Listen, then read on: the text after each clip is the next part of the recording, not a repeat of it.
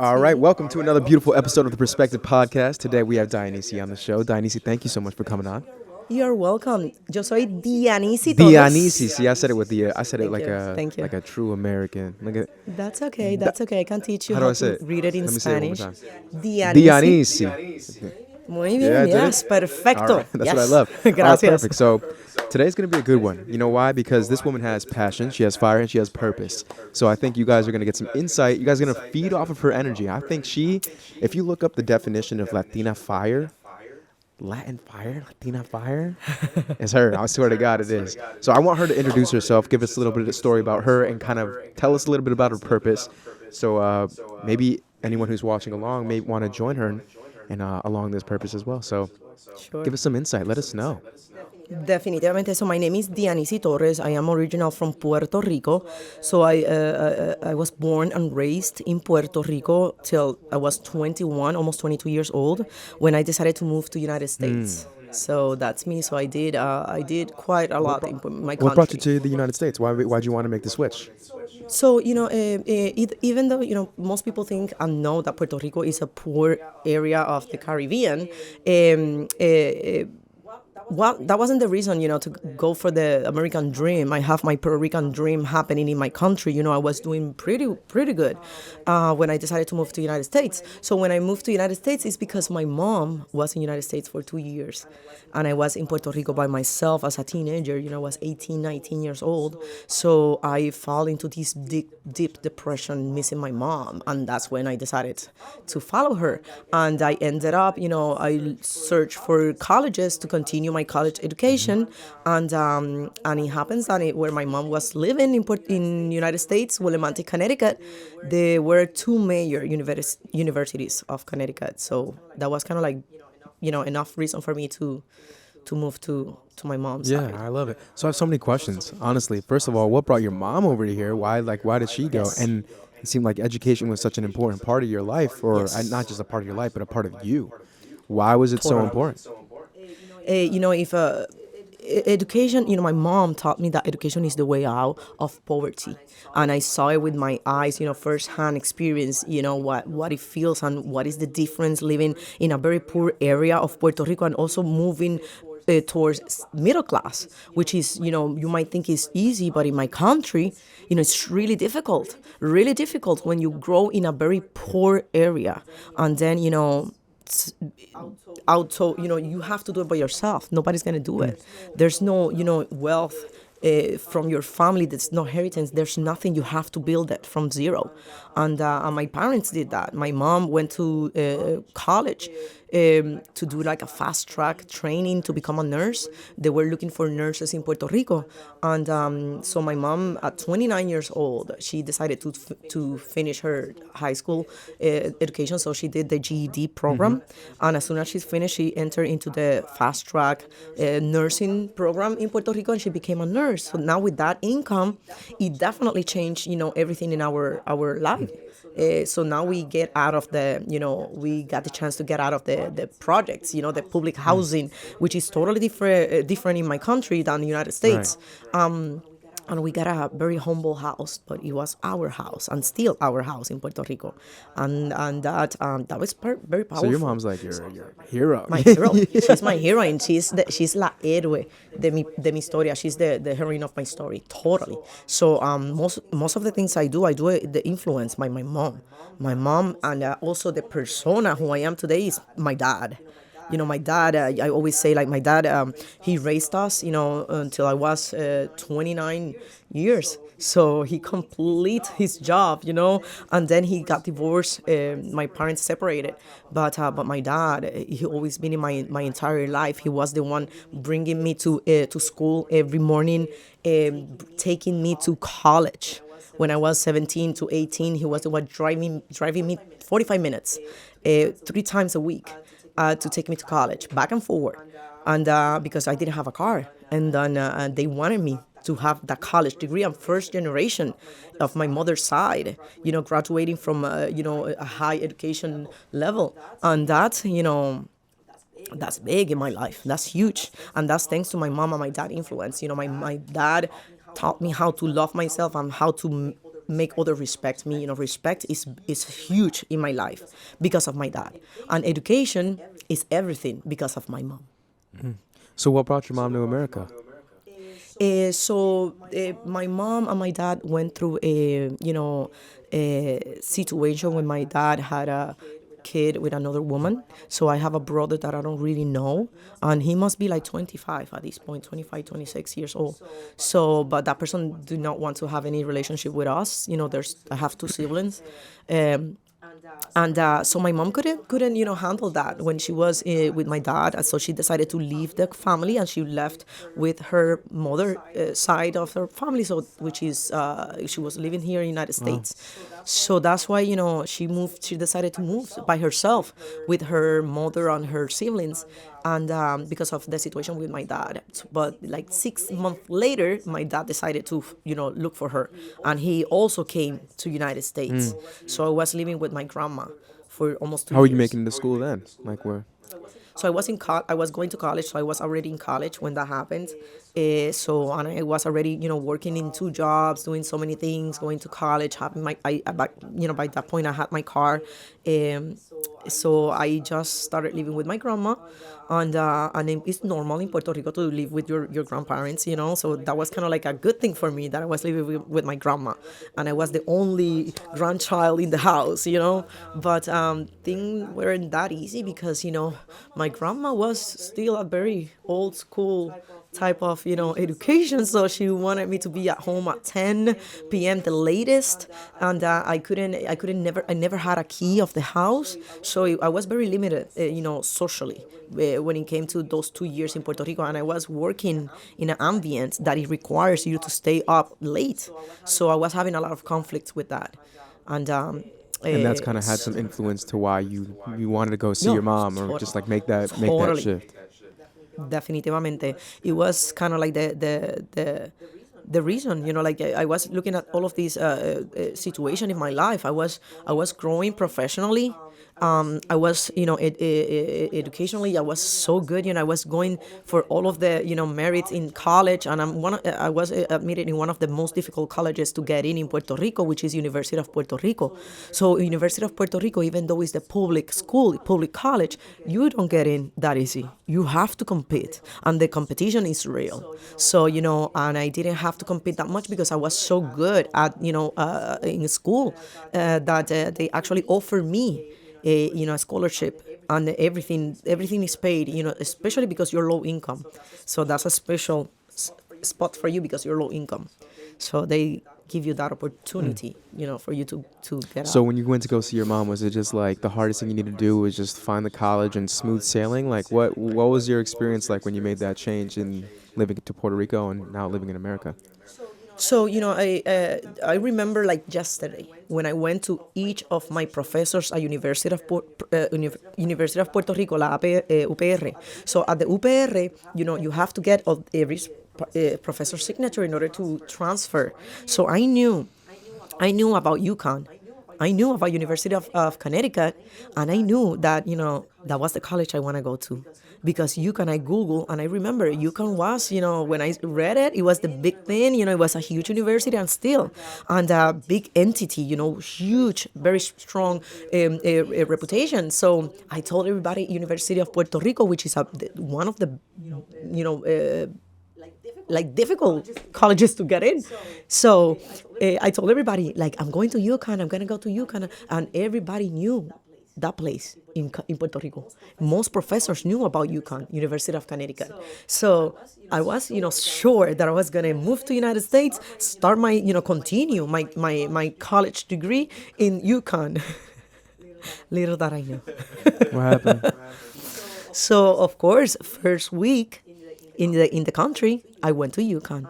And as many people know, most of the Latinos that are staff at UConn are the maintenance, the cleaning crew, like the cleaning crew, the maintenance people, and the servers, at the kitchen, the cooks. That type of, positions is what most of Latinos get at UConn. So my auntie was one of them. She was working at the cleaning crew, at UConn. She said, like, I know UConn. I can take you to UConn and bring you to the administrative, to the admission office. So I went with my, always been a very secure, woman, and I was so well educated, and I was getting things that other people weren't getting in my country. So I was strong enough, confident enough that I was gonna get into UConn. So I didn't even get through the doors. They asked me like, okay, what do you need? I'm like, I'm coming, with my beautiful accent. Now sounds much better. I'm more, more understanding. But back then it was really strong. I was in the country for a week, so I went straight to my goal, college. So they told me, no, you cannot be in here, straight Why? like that on my face, because my English wasn't Just enough. because of the English? Did you Just because understand of it? English. I did, because most classes in Puerto Rico in college level, first of all, we get educated as English as a second language for 12 years. Then you get into college. Most professors, they teach in English, and they make you read in English. So you have some type of training in a professional level, academically, when it comes to English as a second So there language. was no But academic problems. It was just strictly they couldn't they understand never you. knew. They couldn't decided that because they never tested me. In order for you, and I know this now because now I have completed a whole career in education. So at the college that they denied me the entrance. So that was my goal, and I didn't get in because not enough English. But they never tested. They never give me a test. They need to assess. It's a law. No shit. Any college you And they go said in, fuck that and said especially no. they fucked it up the first day, first What do you think was the interaction with reason the for that? college, because the lady couldn't understand my accent.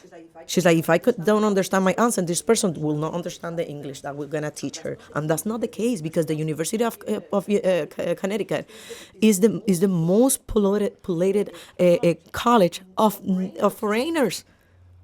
You go to UConn.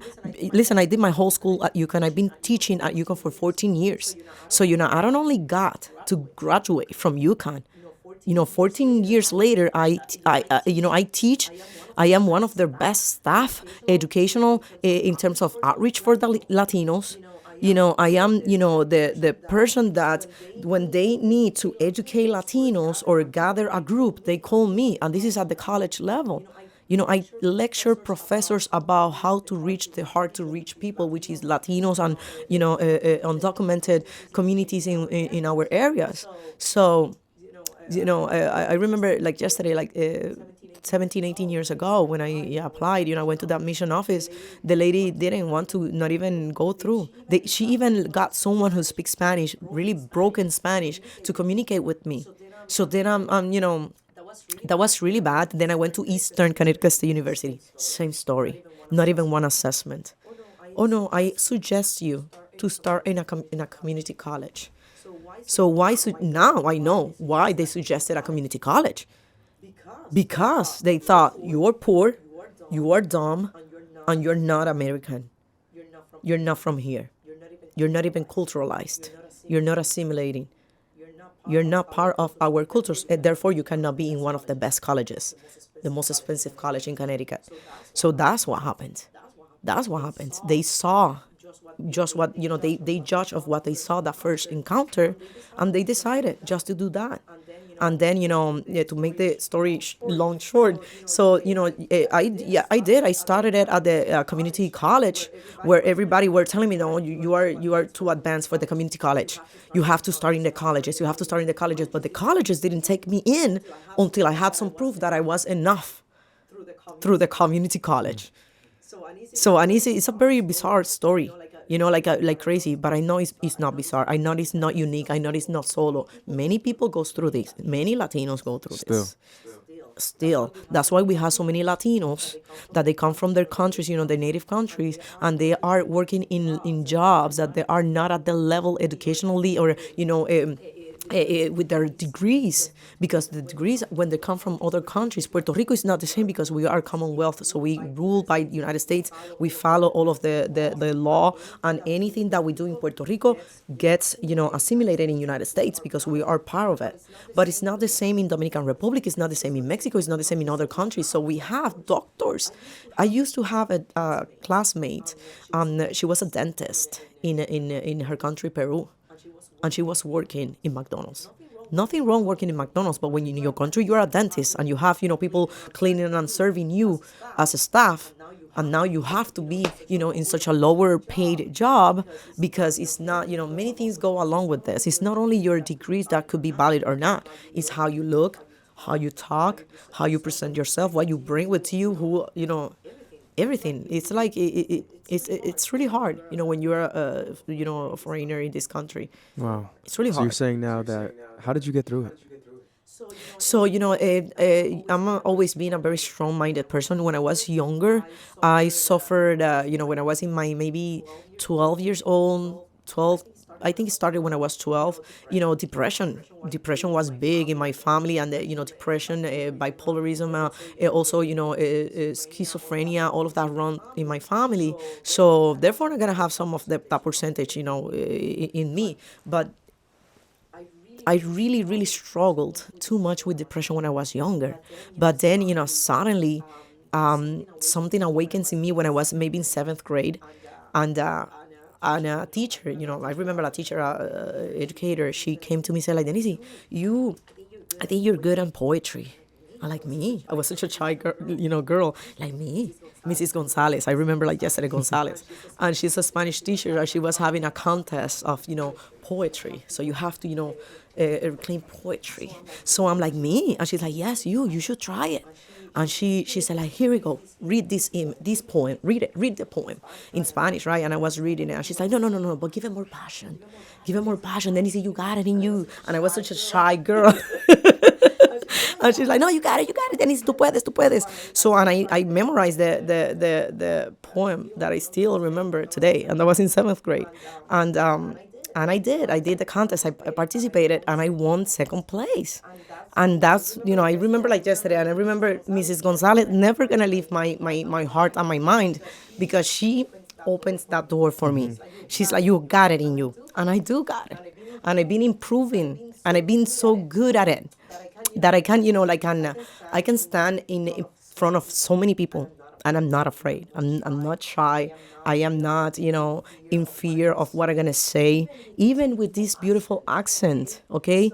So she gave me that. And that day that I won second place, declamando poems en el Valle de Collores, that's the name of the poem that yo declamé. So that day, when my intelligence went up to the level that it needed to be, the awakening of knowing that I'm capable of, that I just need to know it inside me, and it will happen, because I knew that if I believed it, it will happen.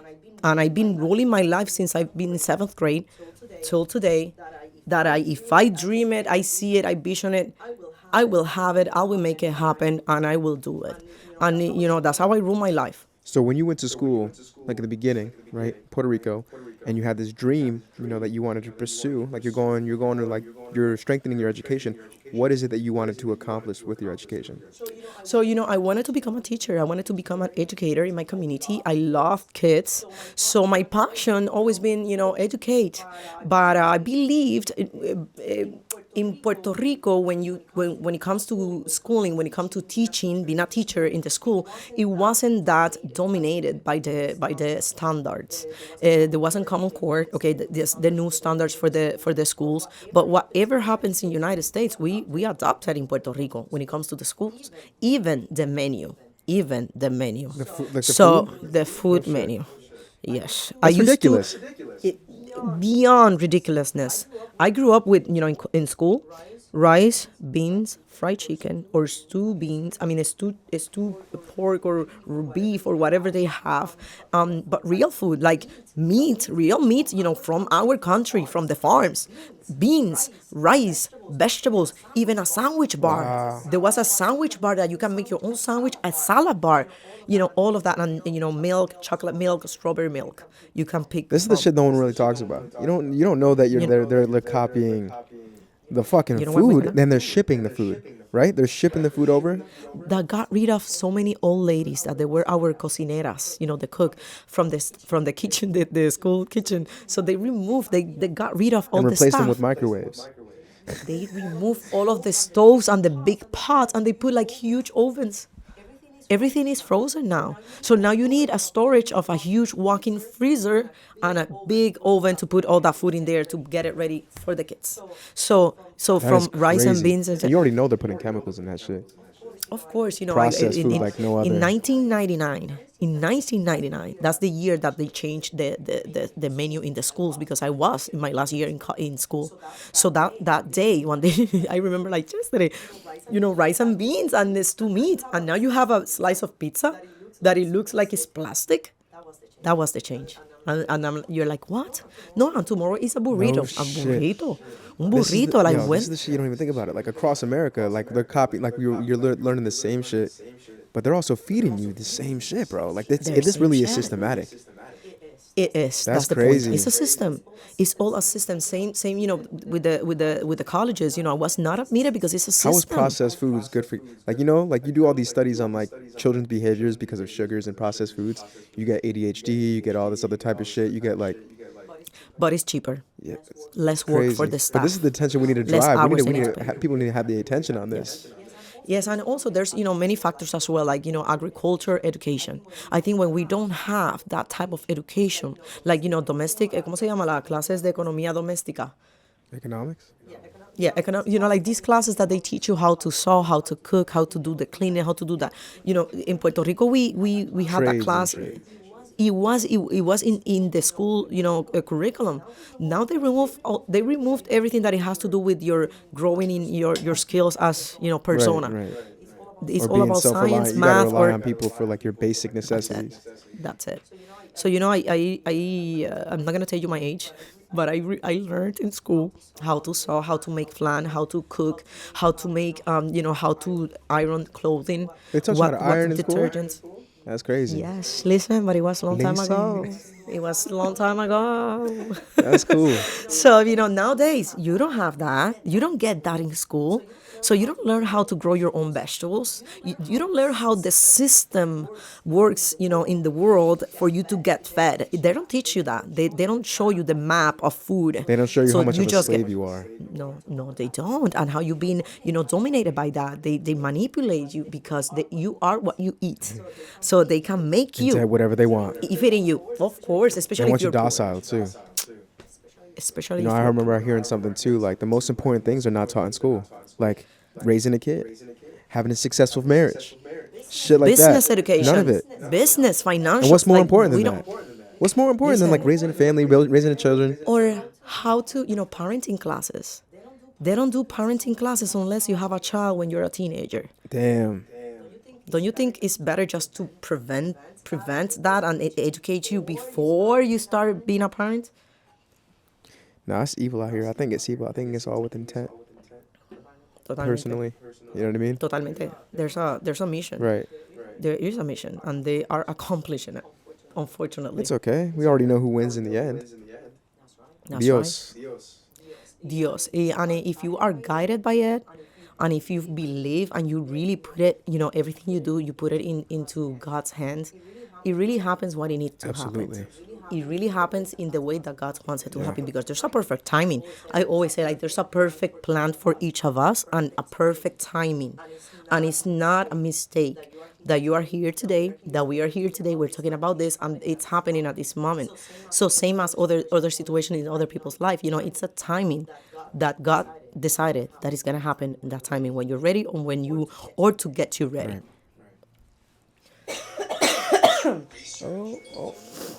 Bang, bang, baby. Bang, bang. All right, so I want to talk about, we're talking Yes. about missions now, right? We're talking about negative missions. Let's talk about positive missions. Let's talk about positive mission because that I have a lot. Yeah. A lot of positive, missions that I want to, that I'm always chasing. I always have a major goal in my life. Most of the time when I'm getting really close to that goal to be accomplished, I create a new one because, when you have a purpose in life, that's when you can move correctly. But when you don't have a purpose, you don't have a reason, you don't know. Listen, it's hard to follow a path because you don't know where to go. So, I'm always have a purpose in life. I always have a reason why I do things. And there's always a plan. I'm always like 3-4 steps ahead of what I'm doing. Like always thinking, I'm doing this, but I know what I'm gonna be doing 3 steps ahead. So, it's getting difficult. every time I accomplish one of those goals and I get, things that I want to get, not for me personally, for the community, for the people who's around me, because I want people to believe what I believe, that is, education is the way out, that is the key. Education is very important in everybody's life, because we used to educate our community by stories. We used to have storytellers. There's no storytellers anymore. There's no storytellers. We have social media now, and now you can convert that story in whatever you want. You can adapt it and you can influence however you want it. There's not a older person telling you with his wisdom or her wisdom telling you how to do things because they went through it. Now it's a young kid trying to get money and manipulate what is happening around them in order to make money, and then that's your influencer. That's who's influencing you to do things or not to. So I always put in my mind on what I want. What do you want? Why you want it? Why?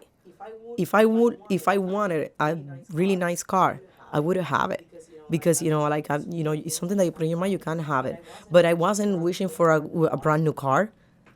My goals are for creating opportunities that I had, or that I want others to also have.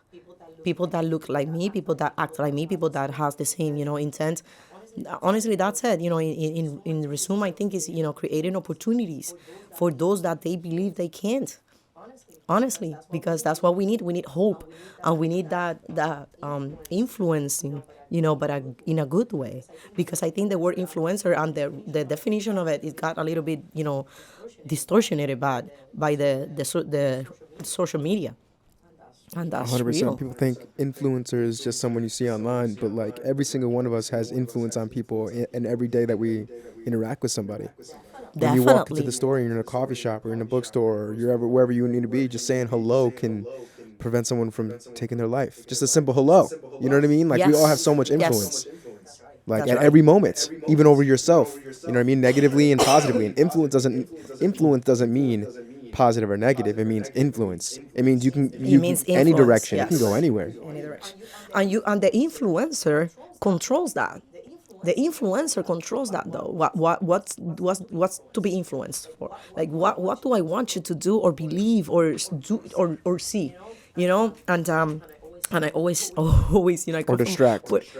or distract you, of course. And unfortunately, we live in a society that there's a lot of jealousy of what's going on. There's a lot of competence.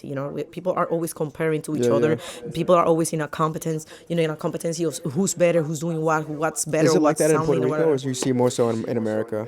Or is it just worldwide?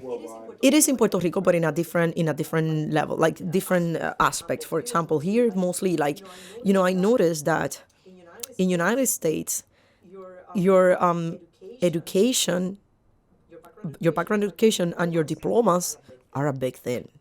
They always ask me where you went, in college. Where was your college you went to? And of course I'm gonna proudly say UConn, because it was my dream. It was my goal when I got here 17 years ago. Of course I'm gonna say UConn because it's my accomplishments, Right. right? So, but people put me in a level, in a category, because I come from UConn. I'm a good Latina. That's I'm a good crazy. Latina. And I have UConn. She works at UConn. She teaches at UConn, so she must be, really good. She's a good Latina. She's different. So that puts me in a different, category among my community of Latinos. Yeah. So That's insane. that is really insane, because just that. And that's a big difference. In Puerto Rico, education is not as valuable as here, because you can finish a whole degree, doctorate if you want, in Puerto Rico, and still not find a job that suits, that goes with your field of education. And also you're not gonna get paid because you're not gonna get paid more because you have a doctorate in Puerto Rico. Someone else can get paid more than you, and that person maybe do not have even a year of college. Yeah, I know. It's just like that, many factors about that. But no, in my country, I never felt that pressure. I studied University of Puerto Rico until I was 21. Never pressured by, that type of status. But yes, about, classism, depending how you look. People in Puerto Rico are all about looks. That's Not the sexy. common. Mass sexy, and also with brands. Brains? Brands, like you cannot wear Walmart Oh, shoes. shit. You I'd cannot walk wear that. around, no brand, I don't give a fuck, and then be like, yo, get out of here. Listen, it's so relaxing. It's so relaxing in here, United States, not to feel that pressure, to have It's like that that a little bit too. class. I mean, if you're like a small-minded person. But like Yes. when you were talking, I was just thinking like I remember a friend of mine also brought this up before. Like in America, like people really do associate your worth based off of your career. You know what I mean? But Yes. if you really look into stuff, like your career is you're like most people are not going to become wealthy or rich off of their typical 9 to 5. Like you're not going Exacto. to. That's just how it is. No, So that's it's it. almost like a little bit of a trap. And we're also, if you think about the school system that you just mentioned, how they're feeding us the same foods across the board, across the nations, across our territories, just shipping processed foods, teaching us some bullshit. And the stuff that's not important in life. Like we're proud. We're like we dictate ourselves based off of our like chains and our slavery. Like we're slaves based off of our like our slave Yes. position. Like And this also is the what's been type of slave offered I to am. us.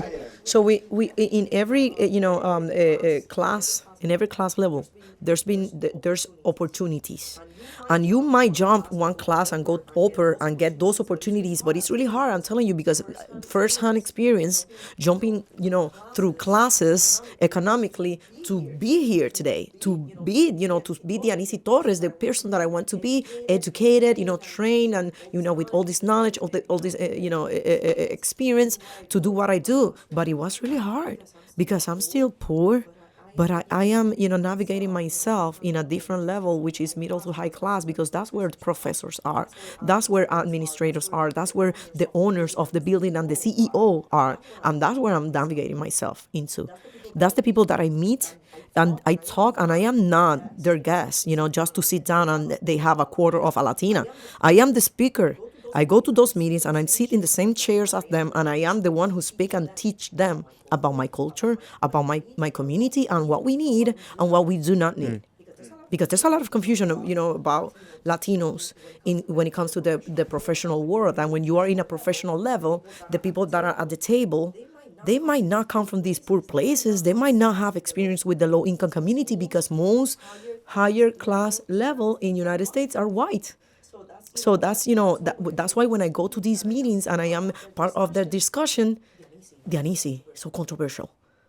Because I carry the information that they don't know, that they believe that they know about foreigners. And, I'm always at trouble everywhere I go. Every time I sit down, I look quiet. I looked quiet and I looked very, like soft voice and this, but I am not. I am not ashamed of my accent, because I'm not from here and I never wanted it to be from here. I'm from Puerto Rico, and in Puerto Rico we speak Spanish, and my Spanish is in a level of college.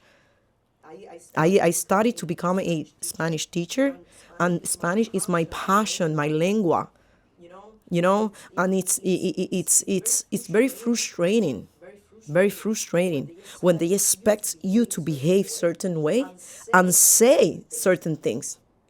It's really frustrating when you in your mind, you have your hidden agenda to speak your mind and to be the voice. I don't have to be the voice because we're really loud. The Latino communities, we are really loud. I usually I go to these meetings representing Latinos You because think you're whispering, I but you're want really to. like, I'm whispering. I'm whispering. I am loud, and I want to be loud because I want you to open your ears to what I'm saying. You must hear what I'm saying. That's why many people say like, Denise is the voice. I am not the voice. You are the one that are not listening. We are really clear of what we say and what we do, how we behave, what we want. But of course, we're being But ignored. exactly, and that's what that's what I'm saying. Like maybe like I think sometimes, this one's a breakdown for sure. Like if you're talking and nobody's hearing you, you know what I mean? Like No matter what no you matter say. what you say, you're gonna get No matter frustrated, what and you say. eventually you're gonna feel like you have to be louder in order to be heard. Controversial. You have to be controversial. You have to be strong-minded, and you have to have thick skin, because people will try to destroy you, not to hurt you, not to move you out of the way, to destroy you. And that's powerful. When you have certain people that they don't really know you, you don't have any social life with them. They don't really know where you live or how you hang out, what you do in your days, days off, but they wanted to destroy you just because they feel the pressure. They feel that there's someone that is bringing real information and honest information and being bold and saying it straight to our faces. Just as simple as, is that information available in Spanish?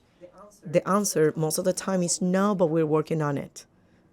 2024. How come you're working on it? We have so much, very intelligence and technology that you can do it in a minute, but you don't want to do it. You don't want to put the effort because you don't want our community to know it and to take advantage of that information. That's the system, as many people know. It's just a system. It's not that they personally wanted to be like that. I don't understand it, man. I don't know why, you most of the perception that we have about like Latinas or just Latinos and minorities comes from like the media. Like they'll demonize all these cultures that are not like pure white. You know what I mean? That's it. And the thing is, it's so unfortunate, and again, this is an experience that I go through this here in the United States. In my country was a different type of, discrimination. So this is the first time in my life, the last 20 years in my life, I've been feeling the pressure of being Latina. In Puerto Rico, you don't wear the flag anywhere. Like, we're in Puerto Rico. Why you want to wear the flag of Puerto Rico? That's kind of like, like, you're crazy, But here, That's so funny. it is very Over funny. here, they're So waving the here, flag all the time. listen, I have shoes with the flag. I have socks with the flag. I have shirts with the flag. I have hats with the flag. I wear the flag everywhere I go because I want everybody to know that I'm Puerto Rican, that I'm from Puerto Rico, And it's so funny because as soon as you stand and they read your name, because my name is Dianisi Torres. It's completely in Spanish. Most people, everybody mistaken my name, with the pronunciation because they are used to not reading Spanish. Of course, that's not their language. I don't expect them to do so. But, I have to impound my name. I have to say, this is the correct way to say it. Because you are making me correct my English all I did times. in the beginning of this show. No, not you, like the community. I know. When the white people, when you stand in a white professor and that professor started listening to your accent, automatically they think you're dumb because my accent, it's a belief. It's common that most people that they're monolingual, they speak only one language. They think that you cannot understand the second language as well as your first language. They think, this is a dumb person because it's impossible to get the second language because of the accent. The accent tells them how much I know, and that's not true. That's not true. You're first of all, my first language is really strong because I came to the United States with a level of education and a higher level of education. So it's a matter of translation. So the accent never gonna go away because I came to this country when the windows of opportunities of language in my brain were closed already. Because your windows of language for you not to have an accent in the native language is until you're like 13, 14, or 15 years old. So once you get here to this country, 16, 17, 18, you're never gonna speak as a native. Never. Not to this country, to any country.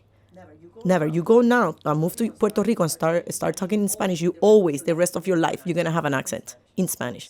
Same as me. So I am not trying to change my accent. I am not trying to talk differently. I am trying to be, more correct when it comes to, the words that I'm using, the pronunciation and the order, of course, grammatically, but not my accent. If I cannot say jewelry in a correct way, that's never gonna change. Even though I practice, and I practice for 14 years, that word, it never comes out right. Because it's my accent, it's where I come from. Pero joyería, prendas, eso sale correcto. That is very clear in my language, because that's my first language. And so we start from there. As soon as I get into a room, I start talking. First of all, my looks, I'm Latina. Second, she starts talking. Oh, she's a dumb Latina because of her accent. And I don't even, listen, this is not something I'm telling you because I believe that it happens. It's my first-hand experience. So most of the time, when I knew professionals in that level, first encounter, they don't give me that respect of listening to me or counting my ideas or, kind of like, putting me aside. In college, same thing. When you do group, work, they always wanted me to be the one reading out of the paper. I'm like, why do I have to read? When I can answer all of that question, I can solve this problem for you guys, and you talk up front for me. You know what I mean? So as soon as they know you're Latina, as soon as they hear your accent, they want you to have a role in the community. And the only roles they believe you are capable of. Yes, and that's in any country when you're a foreigner. there's a role for you. There's a spot for you that you have to fill. If you do not get those roles, that is usually cleaning, serving, opening doors, doing the work that nobody, like working in the farm, the work that nobody wants to do because it's too dirty or too difficult, too physical. We do that, but when you are aiming for a different role as a professor, as an administrator, as a coordinator, that's when you are a problem in this society, in this country, and that's a fact. That's a fact. Okay. Many people will say like, "No, Dianisi, you got many opportunities, and you cannot be this. You cannot be so. You have to be grateful. You cannot be disgrateful because you got many opportunities in this country. I would have the same opportunities in my country as well, even better, even easier, because I didn't have to learn a second language, assimilate the culture that is not mine, accept the culture that is not mine, and then be rejected for my culture. And that's the struggle here when you are a professional Latino and you're trying to break the stigma, you try to break what people believe that you should be because you're a Latina from Puerto Rico or wherever you come from. And this is a real thing. And many people will disagree, many other will agree with me, but honestly, this is my first-hand experience, and it's not isolated. It's not just me. It's many people in this country, and then of course I'm gonna get passionate about it because I'm suffering, because I'm going through it, and I don't want others to go through it because, listen, it's not necessary. You don't have to go through that in order to be successful, in order to be who you want to be in this country. You know what I mean? Or in your life, And then it takes a toll on your life. It takes, something gotta give. And then what you're given for it. What you're given for it. And that's when the real conversation happens. Because, I'm in this professional life, 24/7, always thinking, always organizing, always sending emails, always, on my phone and here and that. And then, what is the goal? Sometimes you get lost in the purpose, lost in the goal that you have. And then you're like, okay, why am I doing all this? Why am I going through this? If my friend, they're not doing any of this and they're living happily ever after, and they don't have to stop, going places or having fun because they have to answer emails and go to meetings that nobody wants to be. Nobody wants to be fighting on a meeting. Nobody wants to get, attacked in any meeting where you're trying to do better for your community. But that's my life. I have to go to these meetings where I feel uncomfortable all the time, and I have to fight verbally. And that's when it takes a toll on you. When you're constantly doubted, and when you're constantly, questioned, and when you're like, haven't you working with me for 15 years and you're still doubting me? Didn't I put your name in reports up there because you conquered, you covered, you educated a whole community of Latinos thanks to me, through me. Your name was lifted. But that because my name is sounding, because I am doing the work. Now I'm not the doer. I am the administrator. Now I'm providing the actual opportunities that we want to have in our, I want people sitting with me in the same table. Now I'm a problem. Now I am not that good Latina that Dianisi used to be, because Dianisi came from Puerto Rico wanting to have a college degree. So now I'm this Latina that I already have 4 college degrees, right? And I'm going to use them because that was the goal. That was the purpose, to gain certain, power in order to create other opportunities for the community, because I realized that that's the way.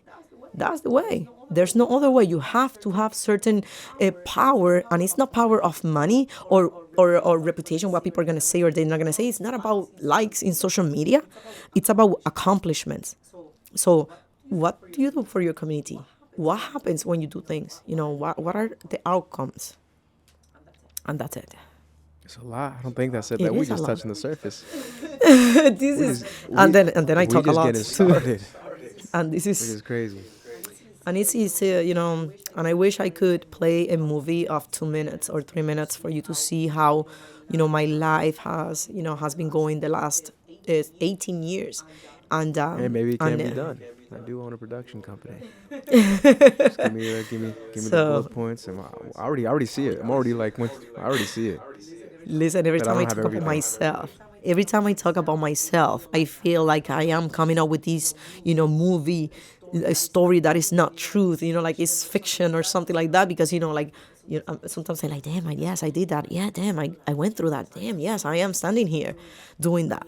And it's sometimes, I never ever imagined that I would, go so far when it comes to education in a different country. Who's thinking, when you're 18, you're in college in your native country, and who decides to, like, oh no, I want to do a whole career, start all over again in a different country, in a different language that I don't really know much, in an academic level. And I did that. You're doing it. I still doing it, so. And then it's not easy, but it's really, rewarding. You feel that, you were making a difference in your community, because that's the goal. And again, with the purpose, when you have a purpose, there's a reason you do I want you things. to do But it for when you. there's no reason, You know what I mean? Like at the end of the day, like you feel like this is a calling. This is what you need to do. But like, it's okay for you to be happy too. You know It what I mean? is, So and like, it's difficult. if at any point, whether it's in 20, 30 years or tomorrow, if you want to make a complete life direction shift, you can do that. And no, like, nobody Yes. can try to tell you that you're wrong for Exactly. that. You know what I mean? So if you want to keep on doing this stuff, I want you to do it because you absolutely love it, not because you feel like Yes. it's hanging over your head. You know what I No, mean? there's a point that you feel that it's a pressure that you have to. That even if you don't want to, you only have matters to. is your heart. But that, like, as I always say, like, I don't do, at this point of my life, I have the, the gratitude to say that I do what I want to do. I don't have the necessity to do what I've been asked to do, or, certain job or certain roles that I don't want to take in this community. So I can say no. But there's some, there was times that in order for me to grow in terms of, connections or experience, or, just to be part of that group, I did many roles, many jobs, especially volunteering. And people took advantage of me, of course. I've been helping, unfortunately, a Latina in our town. So, and it wasn't, I thought it was a good mission, but it was the opposite. It was taking advantage of people. So I decided to remove myself out of that. So, things like that, you have to be really sensitive and recognize. And you have to, recognize it really, really, early, and remove yourself from that situations. And I try to do what I really want, in terms of what I like. And, my passion is teaching and talking to people and educating and guiding people. So, everything I do is mostly Right. mostly But it's that. also crazy too, because you're saying you have to try to recognize these things early on. But like, in your instance, when you're coming from a completely different country and you're going into like the bureaucracy of another country, you're going into like the way that, you know what I mean? Like, they assist you into a certain point, but then once you start speaking up, you said they have ulterior motives. So when you're really Yes. going into like infiltrating systems, it's kind of hard. You got to work within the system. You got to do all that. But then even then, there's some fucking plots. It's crazy. It's not easy to Listen, maneuver. it's a lot of confusion. It's a lot of confusion because you're lost at all times when you're new into any culture, any country, any new language. Okay, so it's like starting a new job. The first day you suck. You're not good at it. But like 10 days into the job, you kind of like know a little bit what's going on. Then you know your coworkers. Then you know the system. Then you know the owner. Then you know who gave the loan to the owner. And that's when you feel comfortable. But in the beginning, it's really hard. You're lost. You don't know. You have to assimilate, and assimilating is not an easy thing. You cannot accept what is not yours. That you cannot accept to celebrate, Santa Claus when you celebrate Three Kings Day in a totally different day, totally different reasons. That's hard. When that Three Kings Day is the biggest day of celebration for the kids, but here in the United States, you're forced to do on the 25th because it's Santa Claus. It's the Christmas Day. That's the big difference. That's when it changes your life and your lifestyle. So that's why most Puerto Ricans go back to Puerto Rico on Christmas time, because Christmas is different, like any other country. So what's something like that you want to like to tell the viewer as far as like growing this initiative, or just either helping with your initiative, or like it's something to help them along their initiative? So, the idea is, I always, my passion is education. So education is key. And I'm not talking about formal education, going to college, going to technical schools, I'm doing that. Educate yourself, find information. I always go with, I always talk to people in my community that they say, oh, someone told me, this person told me, is this like that? So I always go, go straight to the source. You don't have to go around it. You just go straight to the source, find the information and act on it. Like, you have to have a plan. And again, my lemma is always like, you need a purpose, you need a reason why you do things. So I do nutrition education for University of Connecticut. That's my position at UConn. So I run a program called FNEP, Expanded Food Nutrition and Education Program. This is a government program. This is a state program. So, and I run the Windham County. That's 13 towns in Connecticut. So I go all over talking about nutrition. The first question: how can I lose weight? And I always ask, like, do you have a goal? Do you have a goal? Do you have a reason why doing all this? Most people do not. People talk about goals and like these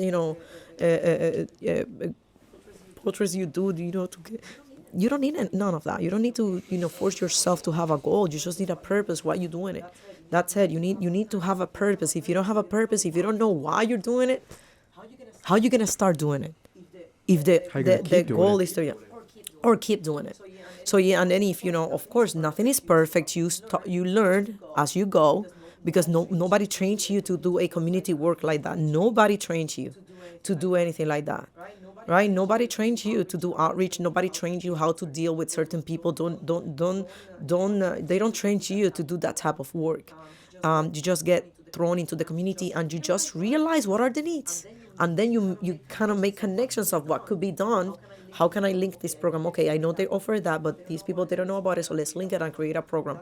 That's constantly linking and knowing, because the more you know about what's going on, you can link, you can make it happen. So most of the time, I'm in Windham County teaching for about 17 years, so 14 at UConn, and but I teach all over the state.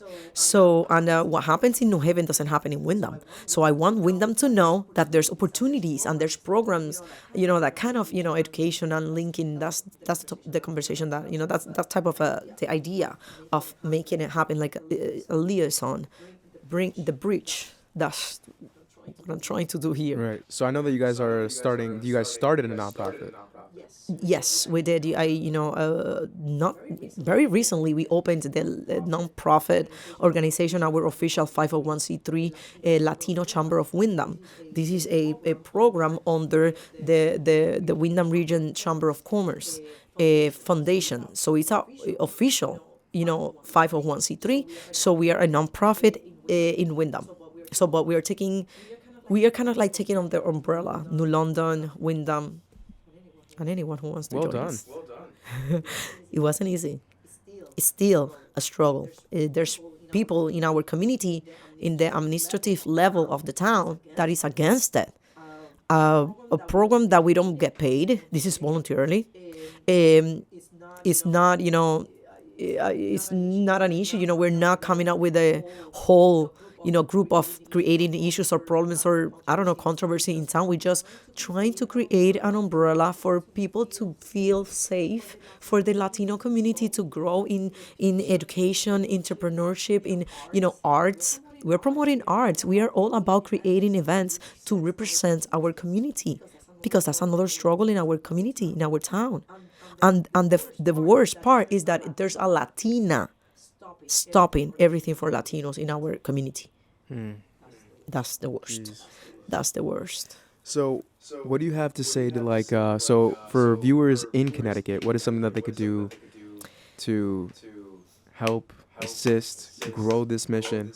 And then what is there also viewers outside of Connecticut in different parts of the world or different parts of the country, stuff that they can do to spread this? So listen, if it's about my community, Windham, Connecticut, any close areas, any surrounds towns or states, we are here trying to create a group of Latinos or any minority. It doesn't have to be only Latinos, because we're gonna create meetings and events for the minority business owners or minority programs that are there. That it has to be any foreigner, You can be part of any of our programs and events. We are very active, even though we are new. We've been organizing for a whole year now. So we created the first time ever in Wyndham area, the Latino Business Expo. We celebrated the Latino Business Expo. We saw the need of not having representation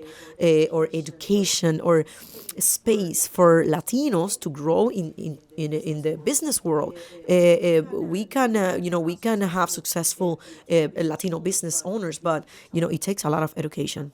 And that's the piece that I'm providing through this agency, through this nonprofit. So we're providing education for entrepreneur, arts. So we're creating programs and basically to promote the arts that are culturally based.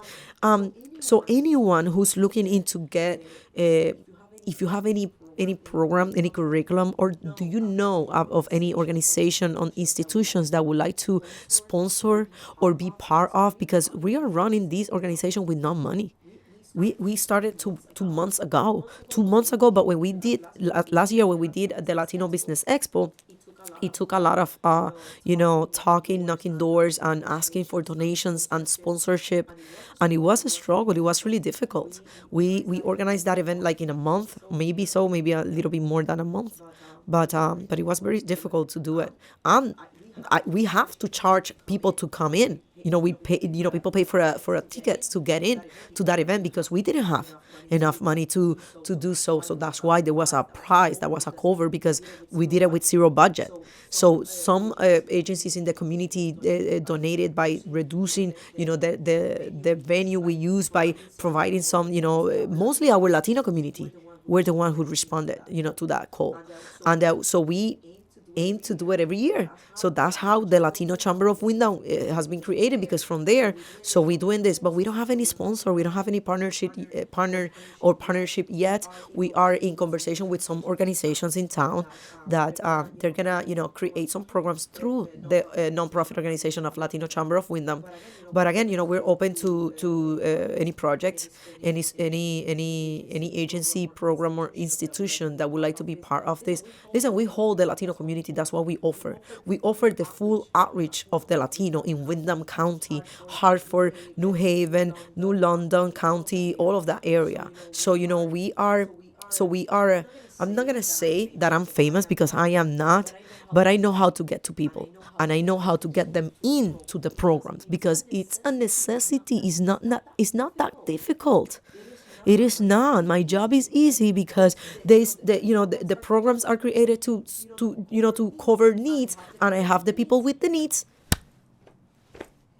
Easy. Very simple. She's a facilitator. Very simple. That's exactly who I am. Make shit happen. Put some puzzle pieces That's it. together. Listen, and if they say no, I always go around and I look for the way to say yes. Even if you don't want to,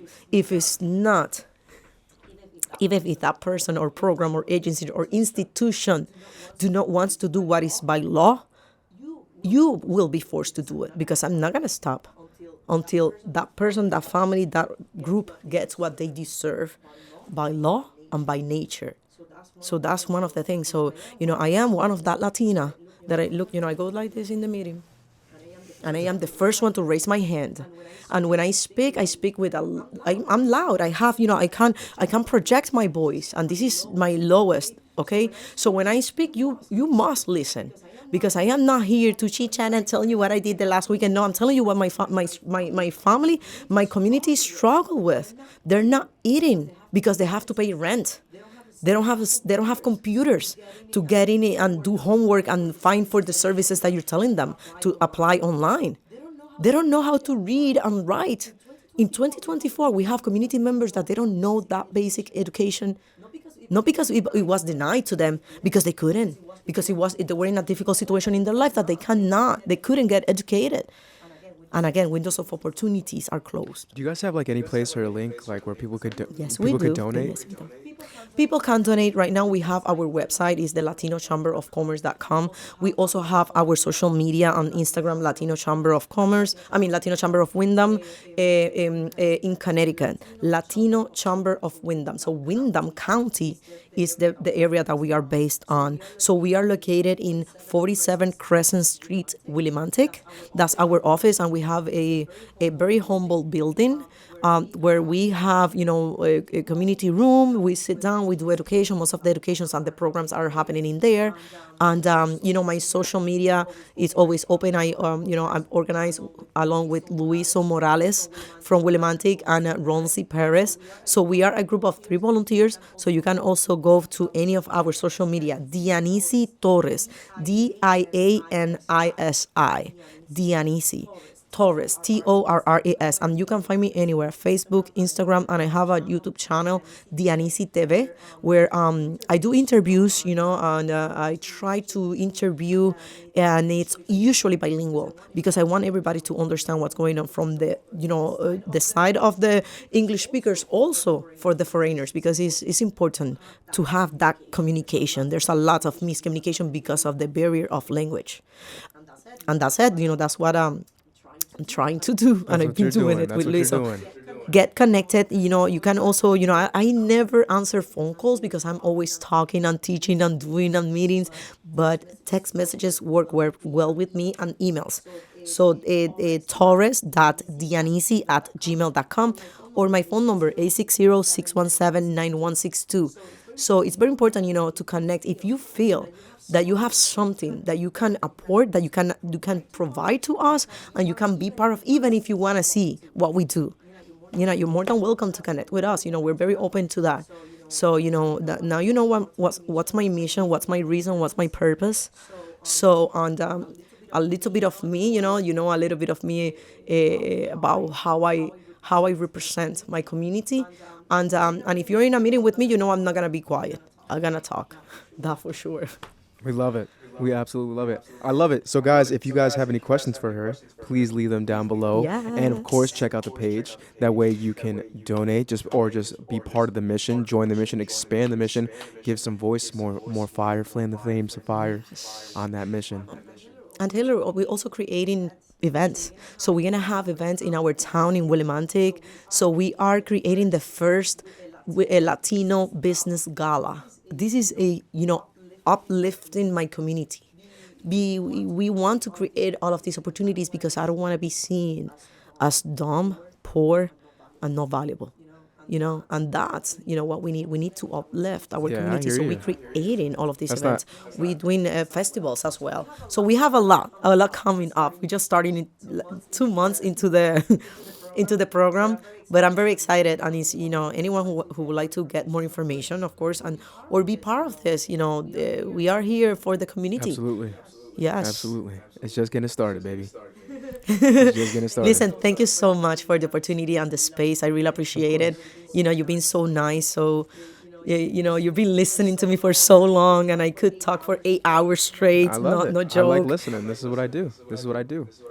I really appreciate it. I really do. Gracias. Gracias por tu tiempo. Thank you. You as well.